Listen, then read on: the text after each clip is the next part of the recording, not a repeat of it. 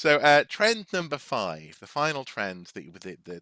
that we're going to be talking about from the past decade, is a trend that really reared its head in the latter half of the decade, but ultimately that's only because its head was exposed. It's been there since, for a long time, and that is sexual harassment, sexism, and the general abuse of seniority in archaeology and the sciences, and frankly, all forms of academia, Yeah. tied in with things like bullying and plagiarism as well. Yeah. Yeah. This is a big topic, uh, and we have 5 minutes to talk about it. Go ahead. I think it's potentially the biggest story of the decade. It's certainly going to be one of the biggest stories of the next decade. Mm, And really, it only came to light in archaeology in the UK in the last 6 months. yeah. Um, we but people will be familiar with the term the Me Too movement, and as we're recording this, Harvey Weinstein is going on trial in New York for over allegations of sexual harassment and rape and sexual assault. Hmm. Um, and obviously, his exposure triggered a an outpouring, really, of stories that have been held back until people felt safe after this person was apparently exposed. Well, To and crucially, touching on a point that we talked about just before we mm, started recording, yeah, crucially, people felt as though their careers were in jeopardy if they spoke out. precisely. So Exactly. Yeah. if you criticize somebody who is very senior in your profession for their personal behaviour, Mm, that could impact on your career very severely. yeah. And that's always been the case.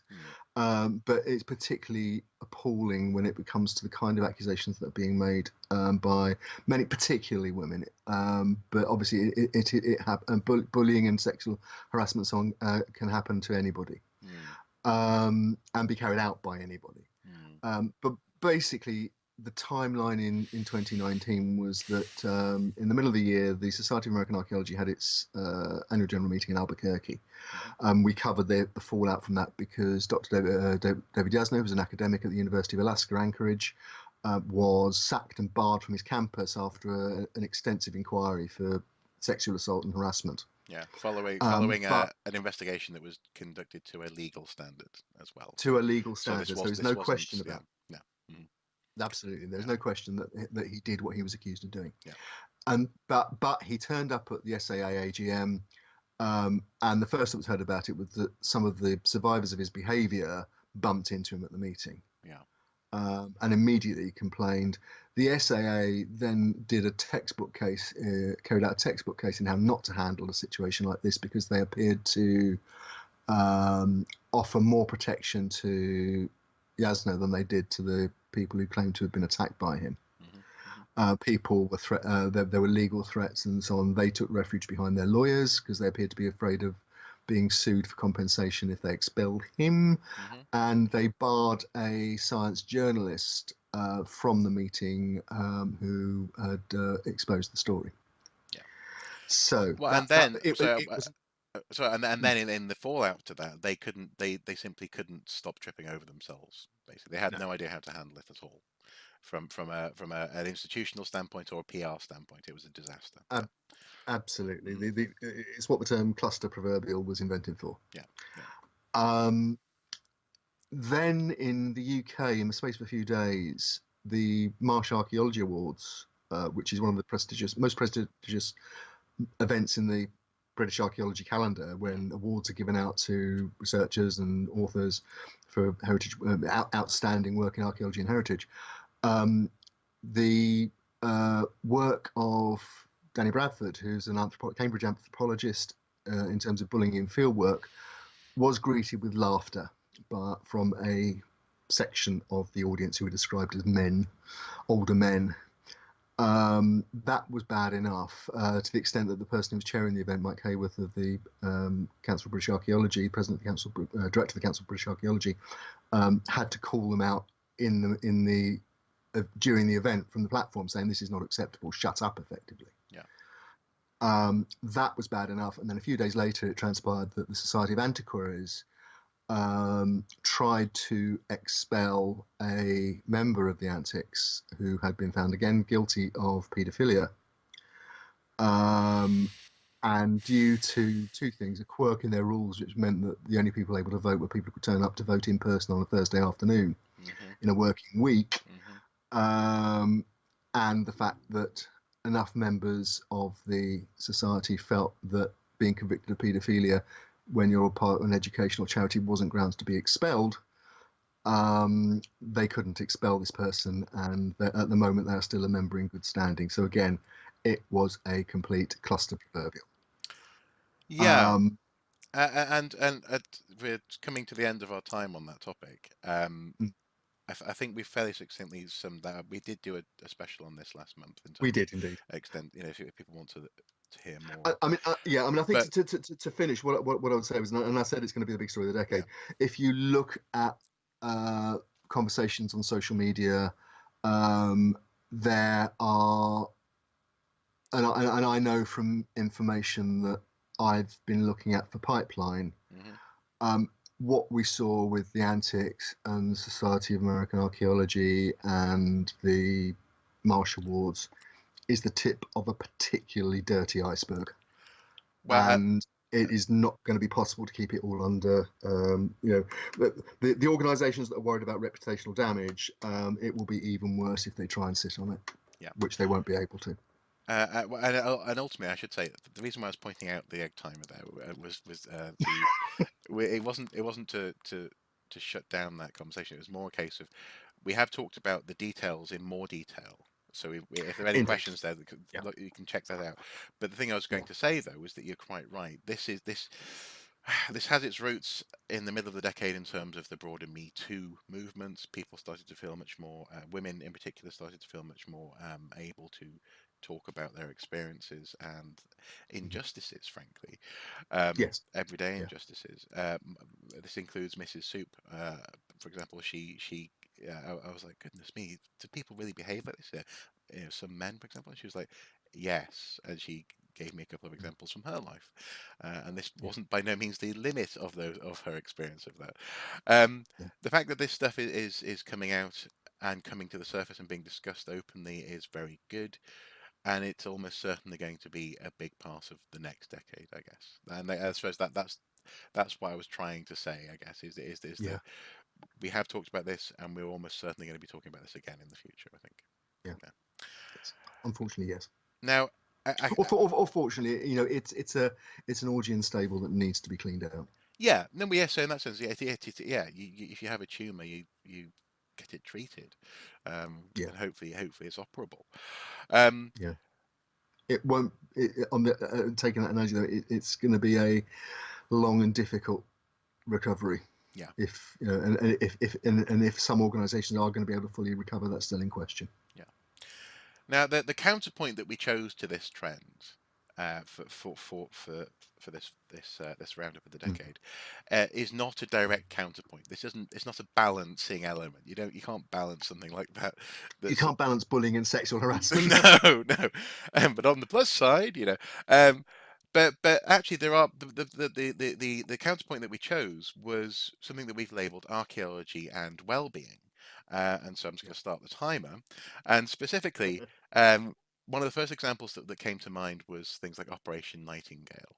And actually, I've done some limited work with some local veterans in Newcastle as well, using archaeology and history and heritage as a way of helping people through a difficult transition in their lives, namely in the case of Operation Nightingale and the work I was doing, namely from the barracks to civilian life.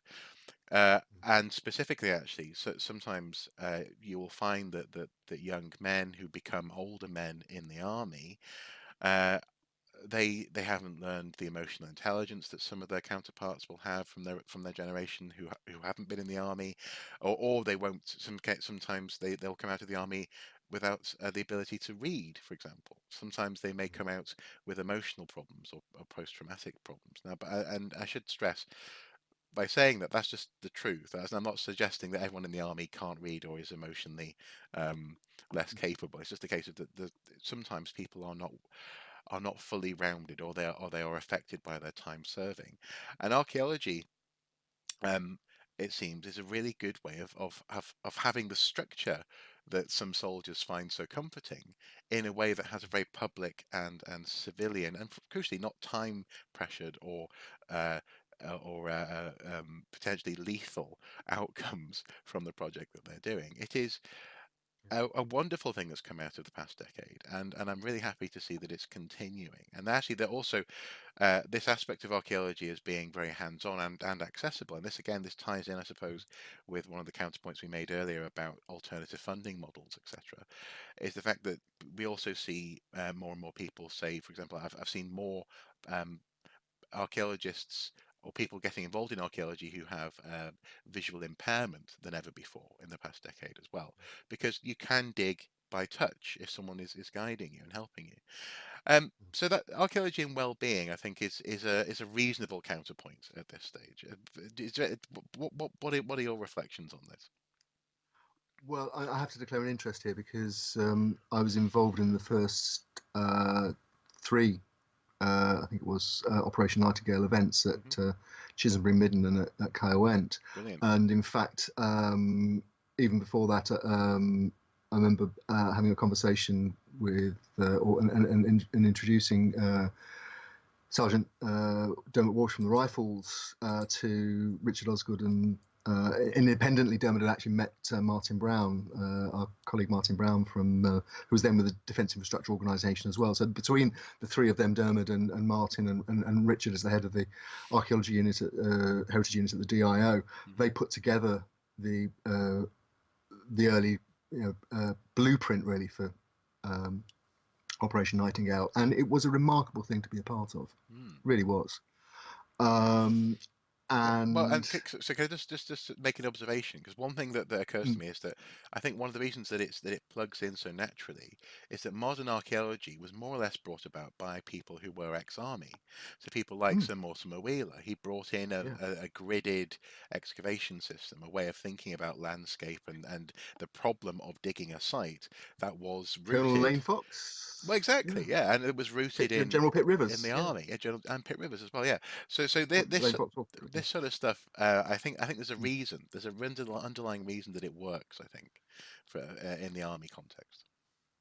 Well, I think one of the things I've learnt from it, and talking to people involved in it, and people involved in observing it from a more academic and clinical and charity point of view, Mm, is that archaeology does play to things like teamwork, for hmm. Hmm. example. Yeah, Um, there are transferable skills like understanding a landscape. A soldier has to understand the landscape they're moving in because it can save their life. yeah, It also helps you see things if you're an archaeologist, if you understand the landscape. yeah. So, there are very much transferable skills. And then, very basic things like the guys who've been in Afghan on Op Herrick were using the same skills they'd learned to try and spot roadside IEDs Mm, for spotting things again on the ground. hmm. Hmm. Yeah, So very, there are very real, and it helps both ways. And you say transfer to civilian life. It's not always the guys we certainly on the early days of Op Nightingale. It wasn't always guys who were, and it was mostly men. There were some women hmm. involved, but it was mostly men from the rifles. Um, and they weren't all leaving the army. Many of them were because they had injuries that meant they couldn't stay in the service. Yeah, But others were actually going back to their units, and it was a yeah, case. It was about their mental health and well-being as much as anything. And again, and that leads me on to say, archaeologists shouldn't get carried away with any idea that archaeology is anything special here. no, no, no, Archaeology is not specially therapeutic. What it does do, if it's done properly, it plays to things that make people feel good anyway, yeah, like companionship, yeah, like achievement, and yeah. so on. So in terms of emotional well-being, it can probably with the right people in place, Hmm. it can really support people in in making their everyday life more positive. I think Absolutely. the other thing I would say is that at the moment there is very little peer-reviewed work on how effective this stuff actually is and Mm, how long it lasts, how long the positive effects last. And I think again there's a danger that people think, oh, we can get we could run run a project with a strand for veterans or people with mental health issues or whatever, civilians with mental health issues or whatever, and we'll get funded for it and whatever. And that's dangerous because this is not an area you enter into lightly. You have No, to have the support in place no, no. for while people are with the project and afterwards. Yeah, yeah. And again, this is one of the things where I think this works as a counterpoint to our point about the culture of bullying and sexism in Mm, archaeology, in so much as this is a positive outcome of complex social issues and problems meeting yeah, the practice of archaeology. And yeah, in that sense, archaeology could be swapped out for knitting, it could be swapped out for having your own shed, it could be yeah, there are various ways yeah. in which very similar effects can be achieved. And I know we're running a little bit over time on this bit, but I'd just like to That's just briefly to share something in so much as that um, please. one thing that I found very positive in this sort of work was actually seeing uh, relatively young men, actually men who at that point were a bit younger than me, um, and even actually men who were older than me, who, for example, who either were coming out of the army, who had been out of the army for a long time and had been struggling with Mm, underlying issues that had only recently been identified. Is seeing these people uh, realize that something that they thought was inaccessible to them, for example, something with an academic outcome or something that has mm, ties in to history or culture, be accessible to them.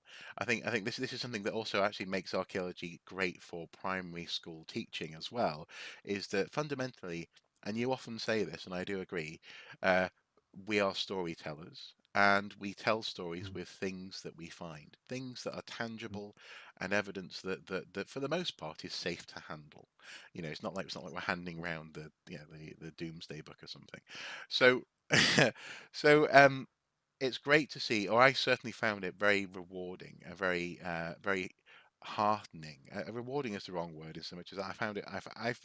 I took great heart in the fact that I wasn't just going in and showing people something nice or doing nice work with people. You could literally see the fact that people were able to get over their fear of, for example, long words, or get over their self-imbued notion that they were somehow thick, or that this part Yeah. of life wasn't for them. Mm, Um, through exposure. And I think in that sense, as you say, archaeology doesn't fix people. It's not a one-shot thing, and you definitely shouldn't structure your project solely around, for example, the PR of fixing of or working with yeah. people who need help. Um, Yeah. but it is a wonderfully accessible scientific and storytelling pursuit, and I think that's that's a great thing from the past decade, definitely. Yeah. Yeah. I agree. Mm. I agree. We're doing okay. I think we're doing okay. And we've ended that roundup section on a positive note, which is nice. We have rendered that Yeah. on a positive note, and in terms of doing okay, I should say, I mean time wise. um, because it's funny. In private conversations in the past few weeks, I've been saying that a lot to some of my friends. We'll be fine. It'll be fine. But in this instance now, I think we're doing okay for time.